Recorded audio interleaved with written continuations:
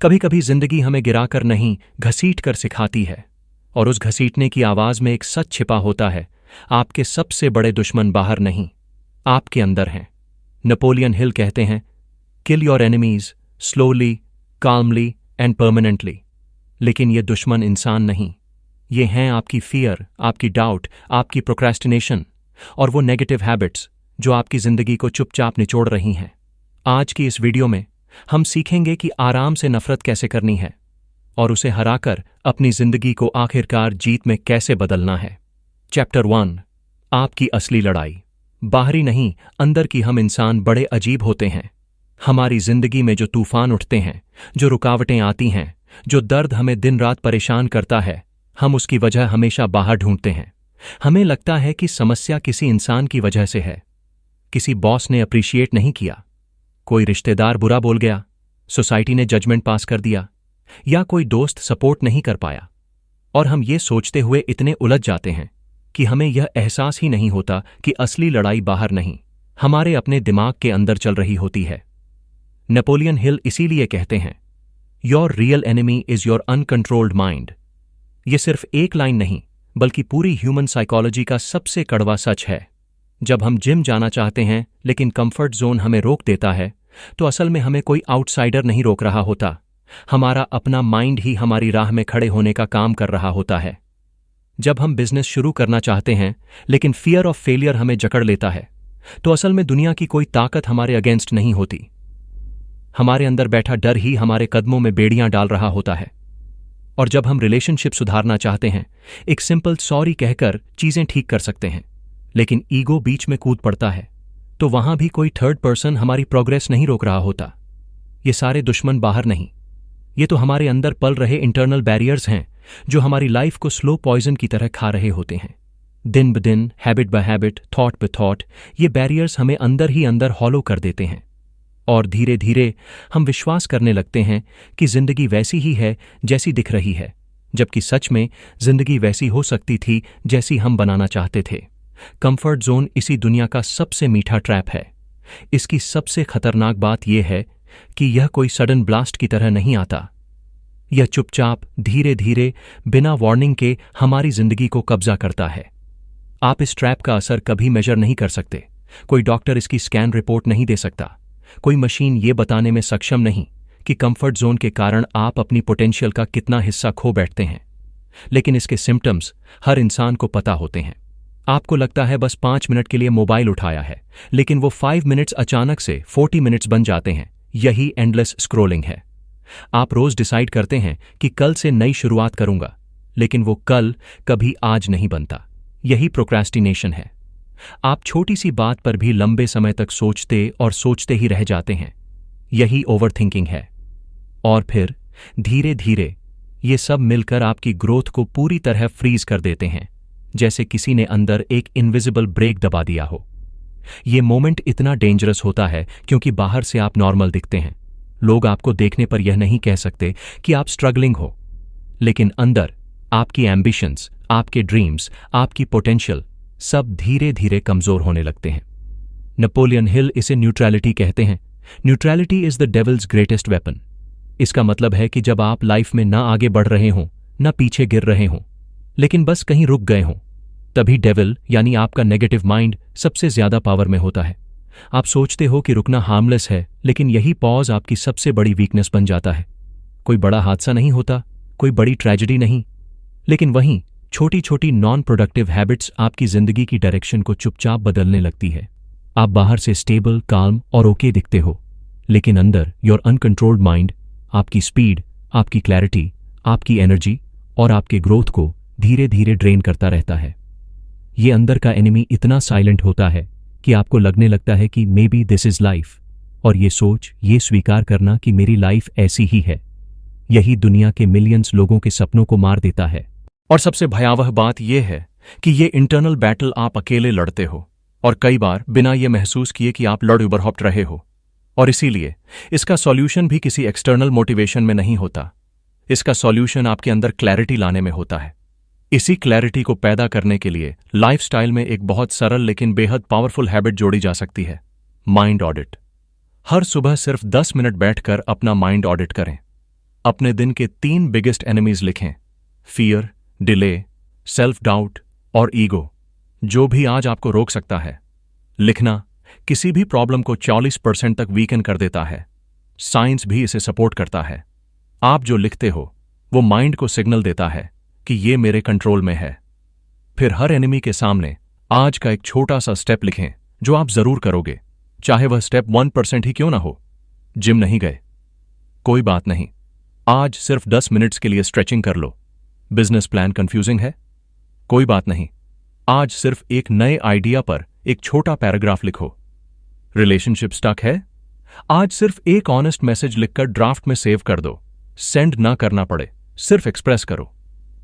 ये छोटे छोटे स्टेप्स इनसिग्निफिकेंट लगते हैं, लेकिन यही छोटी जीतें इवेंचुअली लाइफ में सबसे बड़े बदलाव बनती हैं। क्योंकि improvement never demands perfection, it demands consistency. हर दिन, हर मॉर्निंग ऑडिट, हर छोटे कॉन्करिंग स्टेप से आपका इंटरनल एनिमी थोड़ा सा कमजोर होता है। और एक दिन आपको महसूस होता है कि वो जो चीजें कभी असंभव लगती थीं, वो आज आपकी डेली रूटीन का हिस्सा बन चुकी हैं। माइंड स्लो होता है लेकिन ट्रेनेबल होता है, और एक डिसिप्लिन्ड माइंड कभी भी कंफर्ट जोन के आगे सरेंडर नहीं करता। यही वो असली लड़ाई है जो हर इंसान को अपने अंदर जीतनी है। और जब आप ये इंटरनल बैटल जीत लेते हैं तो दुनिया बाहर आपको रोकने की कोशिश भी करे, तब भी आप अनस्टॉपेबल बन चुके होते हैं। चैप्टर 2, काम हेट्रेड। धीरे धीरे अपनी बुरी आदतों को मारो। जब हम काम हेट्रेड सुनते हैं तो यह फ्रेज पहली नजर में थोड़ा हार्श, थोड़ा वायलेंट लगता है, जैसे कोई ऐसी चीज जिसे खत्म करना जरूरी है लेकिन जिसके लिए अग्रेशन चाहिए। लेकिन असल में काम हेट्रेड अग्रेशन से बिल्कुल उलट है। ये एक ऐसी शक्ति है जो शांत रहती है, स्टेडी रहती है और प्रगति की दिशा में लगातार काम करती रहती है। काम हेट्रेड का मतलब है अपनी बुरी आदतों को खत्म करने के लिए गुस्से का इस्तेमाल नहीं, बल्कि डिसिप्लिन का इस्तेमाल करना।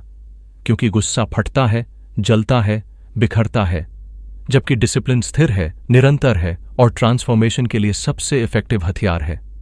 यह चैप्टर वही कला सिखाता है खुद को बदलने की, लेकिन बिना खुद को चोट पहुंचाए, बुरी आदतों को खत्म करने की, लेकिन बिना अपने माइंड को डराए, और अपनी वीकनेसेस पर जीत हासिल करने की, लेकिन पीस की स्टेट में रहकर। स्लो स्टेडी एलिमिनेशन, ये 3 शब्द लाइफ चेंजिंग हैं। लोग सोचते हैं कि हैबिट चेंज एक हीरोइक मोमेंट होता है, एक सडन रेजोल्यूशन, एक ड्रामेटिक चेंज। लेकिन नेपोलियन हिल की फिलॉसफी कहती है कि आदतें एक दिन में नहीं मरती, और अगर आप उन्हें एक ही दिन में मारने की कोशिश करो तो वे और मजबूत होकर वापस आती हैं। हैबिट्स एक ओल्ड ट्री की तरह होती हैं। आप चाहे कितनी भी ताकत से उसे खींचने की कोशिश करो, वो तुरंत नहीं टूटता। लेकिन अगर आप उसकी रूट्स को धीरे धीरे कमजोर करते जाओ, थोड़ा थोड़ा करके, तो एक दिन वो खुद ही गिर जाता है। स्लो एलिमिनेशन इसी प्रिंसिपल पर काम करता है। अगर आप एवरीडे 3 घंटे सोशल मीडिया पर खो जाते हो, तो आज उसे 3 से 2 घंटे नहीं, बल्कि 3 से 2 घंटे 50 मिनट कर दो। माइंड को यह छोटा बदलाव सेफ लगता है, मैनेजेबल लगता है। उसे पैनिक नहीं होता, उसे शॉक नहीं लगता। माइंड को शॉक दोगे तो वो रेजिस्ट करेगा, लेकिन उसे स्मॉल एडजस्टमेंट दोगे तो वो अडेप्ट करेगा। यही हैबिट डिफीट करने का असली साइंस है। डिसिप्लिन छोटे स्टेप्स से शुरू होता है। आज अनहेल्थी फूड 3 बार खाते हो, तो आज सिर्फ 2 बार खाओ। माइंड इसे सैक्रिफाइस नहीं समझेगा, उसे लगेगा कि यह हार्मलेस है। लेकिन वही हार्मलेस चेंज आपकी लॉन्ग टर्म विक्ट्री की शुरुआत बनता है। जब आप माइंड से सीधे लड़ाई लड़ते हो, वो आपको हराता है।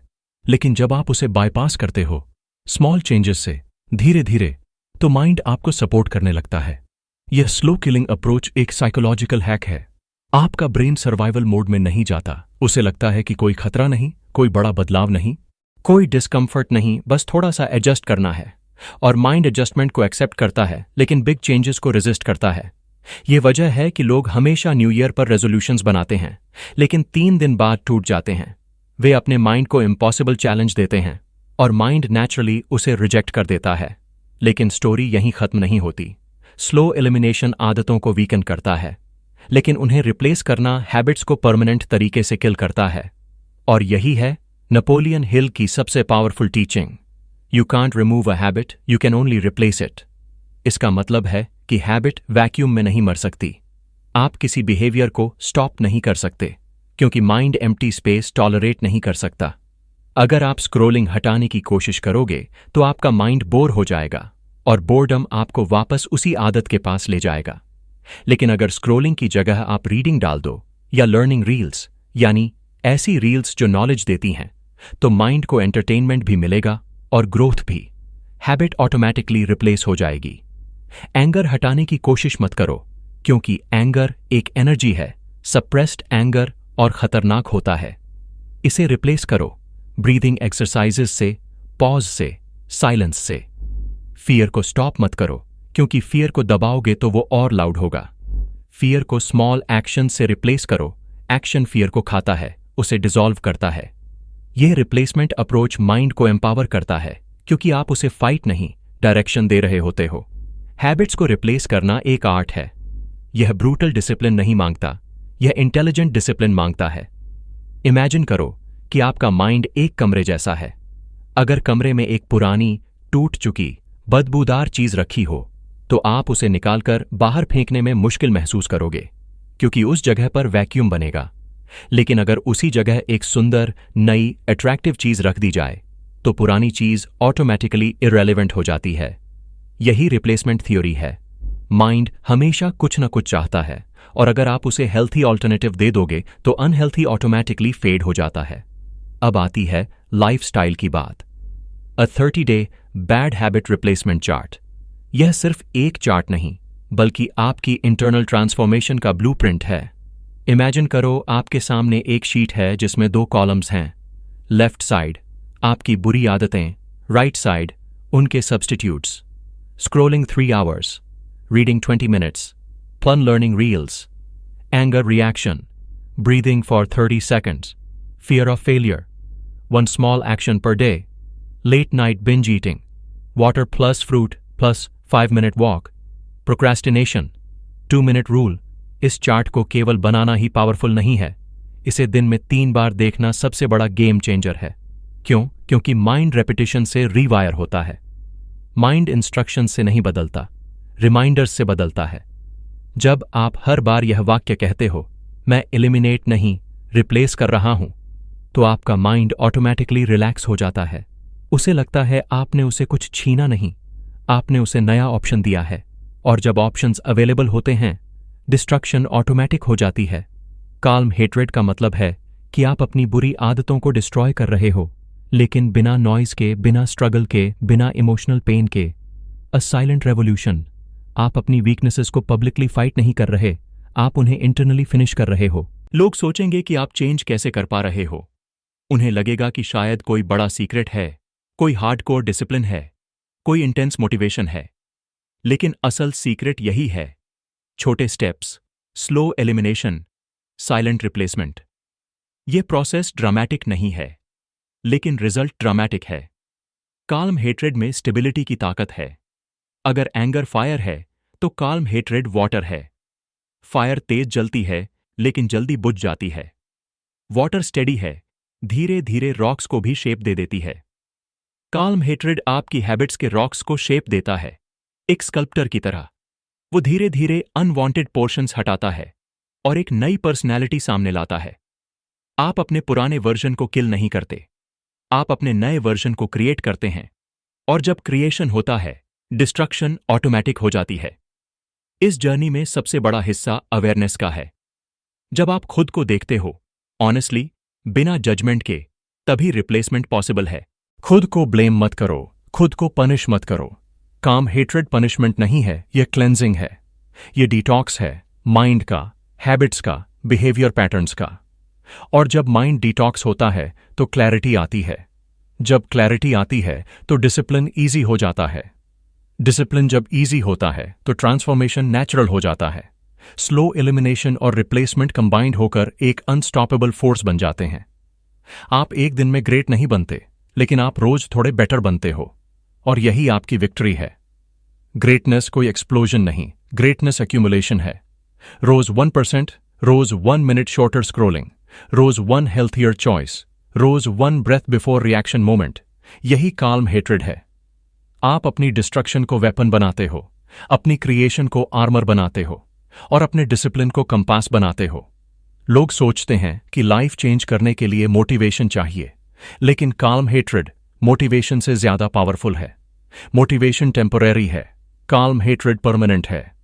काल्म हेट्रेड साइलेंस में काम करती है। कोई अपलॉज नहीं मिलती, कोई रिकॉग्निशन नहीं होती, कोई सर्टिफिकेट नहीं मिलता, लेकिन एक दिन मिरर में आपको वो वर्जन दिखता है जिसे देखकर आप खुद भी खुश हो जाते हो। अवर्जन जो स्क्रोलिंग में नहीं खोता, जो एंगर से कंट्रोल नहीं खोता, जो फियर के सामने घुटने नहीं टेकता, जो अनहेल्थी क्रेविंग से एनस्लेव नहीं होता, जो टाइम को वेस्ट नहीं करता। और आप समझ जाते हो, ये ट्रांसफॉर्मेशन किसी एक बड़े इवेंट से नहीं आया। ये छोटे छोटे इनविजिबल चेंजेस का परिणाम है जिन्हें किसी ने नोटिस नहीं किया, लेकिन आपने कंसिस्टेंटली निभाया। और यही काल्म हेट्रेड का अल्टीमेट रिजल्ट है। आप बदल जाते हो और आपको पता भी नहीं चलता कि आपने अपनी पुरानी हैबिट्स को कब डिस्ट्रॉय कर दिया। वो हैबिट्स खुद मर जाती हैं क्योंकि आपने उन्हें रिप्लेस कर दिया। Chapter 3 purpose. आपका एक कारण आपके सारे दुश्मन मार देगा। जिंदगी में हर इंसान लड़ रहा है, कोई बाहर की दुनिया से, कोई हालात से, कोई रिश्तों से, और सबसे ज्यादा अपने अंदर की कमजोरी से। फियर हर इंसान के अंदर है, डाउट भी है, कंफ्यूजन भी है, लेजीनेस भी। और हमें लगता है कि इन सबको हराने के लिए हमें विल पावर चाहिए, मोटिवेशन चाहिए, इंस्पिरेशन चाहिए। लेकिन नेपोलियन हिल कहते हैं, When your purpose is clear, your enemies die automatically। ये लाइन जितनी सिंपल लगती है उतनी ही ज्यादा पावरफुल है, क्योंकि फियर खुद में ताकतवर नहीं होता। फियर को ताकत मिलती है आपके डाउट से, डाउट को ऑक्सीजन मिलती है आपकी अनक्लियर डायरेक्शन से। और जब पर्पस क्लियर हो जाता है, डायरेक्शन साफ हो जाती है, तो फियर के पास ब्रीथ करने के लिए ऑक्सीजन ही नहीं बचती। एक व्यक्ति स्मोकिंग छोड़ना चाहता है, लाख कोशिश करता है, रेजोल्यूशंस बनाता है, प्रॉमिसेस करता है, बट फेल हो जाता है। लेकिन उसी व्यक्ति को एक दिन पता चलता है कि उसके बच्चे उसे हीरो मानते हैं। और हीरो कभी एडिक्शन का स्लेव नहीं होता। उसी मोमेंट पर्पस पैदा होता है और सिगरेट अचानक छोटी लगने लगती है। वही निकोटीन क्रेविंग जो सालों से उसे कंट्रोल कर रही थी, अब पावरलेस लगती है, क्योंकि जब पर्पस सामने खड़ा होता है तो एडिक्शन जैसे दुश्मन ऑटोमेटिक झुक जाते हैं। पर्पस किसी केमिकल की तरह काम करता है।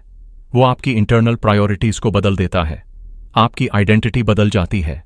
आप खुद को एक ऐसे इंसान के रूप में देखने लगते हो जो अपने कारण के लिए कुछ भी कर सकता है। और यही आइडेंटिटी शिफ्ट किसी भी सुपर ह्यूमन डिसिप्लिन का सबसे बड़ा कारण है। इसी तरह एक स्टूडेंट मैथ्स से डरता है, फॉर्मूला मुश्किल लगता है, कॉन्सेप्ट समझ नहीं आते, एग्जाम प्रेशर बढ़ता है। लेकिन जब उस स्टूडेंट का गोल इंजीनियर बनना है, जब उसके अंदर यह क्लैरिटी होती है कि उसके ड्रीम का रास्ता मैथ्स से होकर गुजरता है, तब वही सब्जेक्ट जो एक डर था एक वेपन बन जाता है। पर्पस फियर को खत्म नहीं करता, पर्पस फियर को इरेलेवेंट बना देता है। पर्पसलेस माइंड ही फियर और डाउट का घर है। जब माइंड में क्लियर डायरेक्शन नहीं होती तो छोटी छोटी कठिनाइयां भी बहुत बड़ी लगती हैं। अगर डेस्टिनेशन ही नहीं पता तो हर ऑब्स्टेकल डेंजरस लगता है, हर चैलेंज स्कैरी लगता है। लेकिन जब इंसान को पता हो कि उसे कहां जाना है और क्यों जाना है, तो रास्ते की हर मुश्किल बस प्रोसेस लगती है, थ्रेट नहीं। पर्पस वह लेंस है जिससे दुनिया सडनली क्रिस्टल क्लियर दिखती है। जहां पहले डार्कनेस थी वहां अब क्लैरिटी होती है। जहां पहले कंफ्यूजन था वहां सर्टेनिटी होती है। जहां पहले फियर था वहां अब करेज होता है। पर्पस के सामने लेजीनेस टिक ही नहीं सकती। लोग सोचते हैं डिसिप्लिन विल पावर का खेल है, कि विल पावर स्ट्रांग हो तो इंसान कुछ भी कर सकता है। लेकिन विल पावर एक बैटरी की तरह है, चार्ज खत्म हो जाए तो इंसान फिर वहीं आ जाता है, प्रोक्रेस्टिनेशन, एक्सक्यूजेज और कंफर्ट जोन। लेकिन डिसिप्लिन पर्पस से आता है। पर्पस किसी बैटरी की तरह नहीं, पर्पस किसी फ्यूल की तरह है।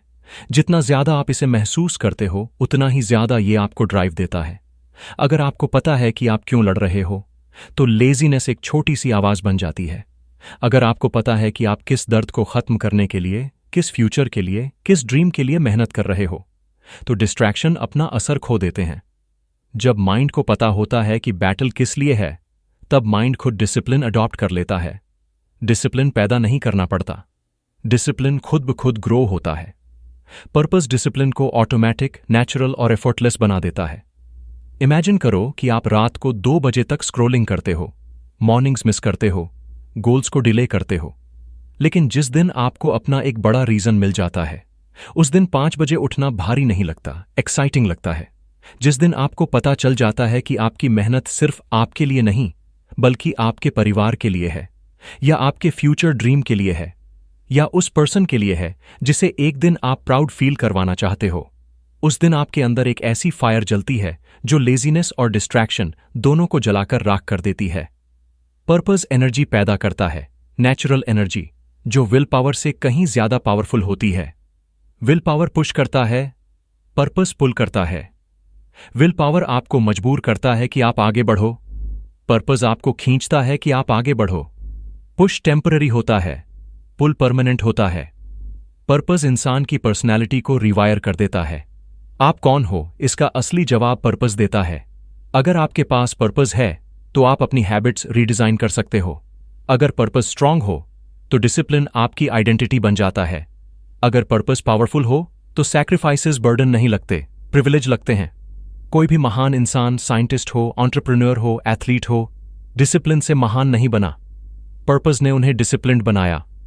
मदर टेरेसा ने डिसिप्लिन डेवलप नहीं किया, उनका कंपैशन, उनका पर्पस उन्हें डिसिप्लिन लेकर चला।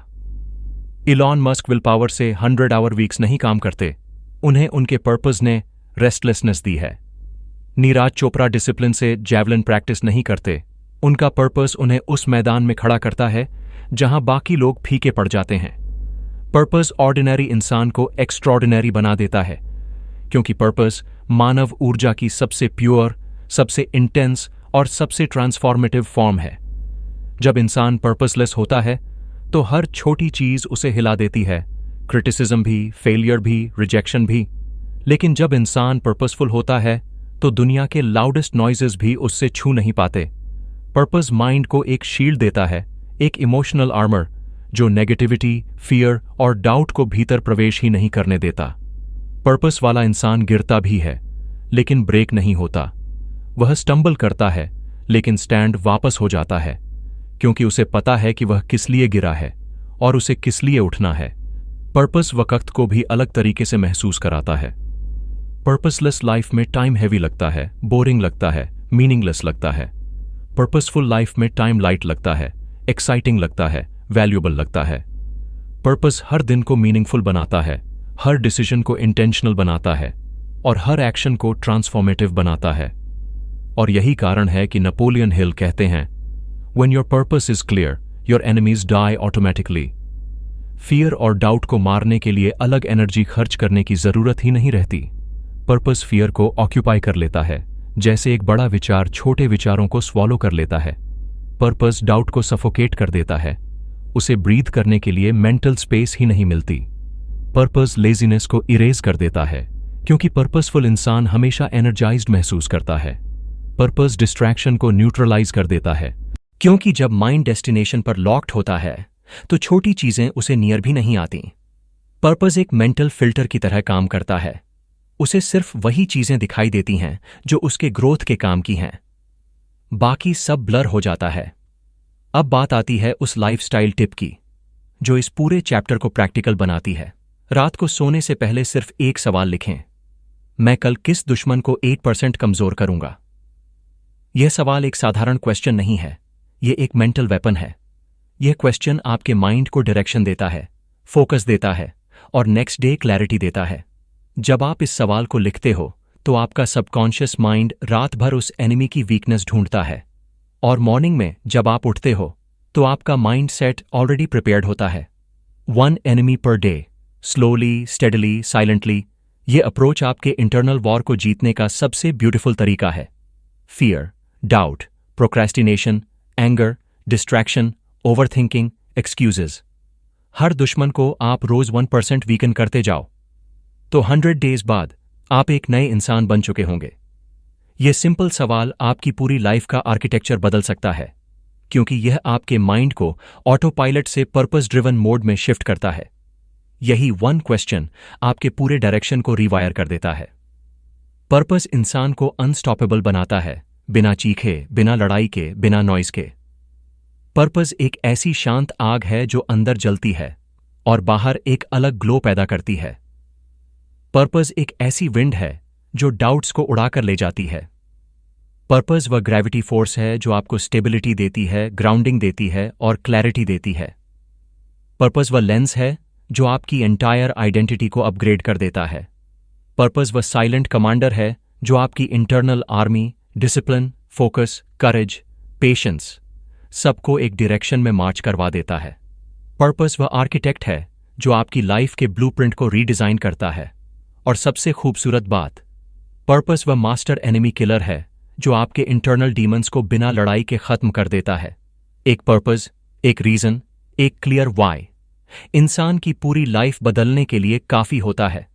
जिंदगी की सबसे बड़ी जीतें उन लड़ाइयों में नहीं मिलती जो दुनिया देखती है, बल्कि उन लड़ाइयों में मिलती हैं जो कोई नहीं देखता। आपके भीतर चल रही वो साइलेंट बैटल्स जहां आप हर दिन अपने कंफर्ट जोन को शांतिपूर्वक हराते हो, अपनी बुरी आदतों को धीरे धीरे कमजोर करते हो और अपने पर्पस को इतना मजबूत बनाते हो कि आपकी सारी वीकनेसेस उसकी रोशनी में घुलने लगती है। नेपोलियन हिल ने जो सिखाया था, आज आपने वो सिर्फ सुना नहीं, महसूस किया है कि असली एनिमी आप खुद हो सकते हो, लेकिन असली हीरो भी आप ही बन सकते हो। और हीरो वही बनता है जो खुद को हर दिन 8% बेटर करने की जिद रखता है। अगर आज की यह जर्नी आपकी भीतर की किसी एक आवाज को, किसी एक डर को, किसी एक आदत को थोड़ा भी हिला गई है, तो याद रखो, परिवर्तन शुरू हो चुका है। अगर आप चाहते हैं कि आपकी लाइफ में यह बदलाव टेम्पररी नहीं, परमानेंट बने, तो आज रात सोने से पहले सिर्फ एक लाइन लिखना मत भूलना, मैं कल किस दुश्मन को 8% कमजोर करूंगा। फिर इस वीडियो को शेयर करो उस इंसान के साथ जिसके अंदर पोटेंशियल है, लेकिन जिसे डायरेक्शन की जरूरत है। और अगर आप ऐसे और डीप लाइफ चेंजिंग कंटेंट चाहते हो तो सब्सक्राइब करो और बेल आइकॉन दबाओ, क्योंकि अगली डॉक्यूमेंट्री आपके अंदर के उस वर्जन को अनलॉक करेगी जो आप खुद भी आज तक नहीं देख पाए हो। आप अकेले नहीं हो, आप केपेबल हो, और आपकी कहानी अब से अलग होने वाली है।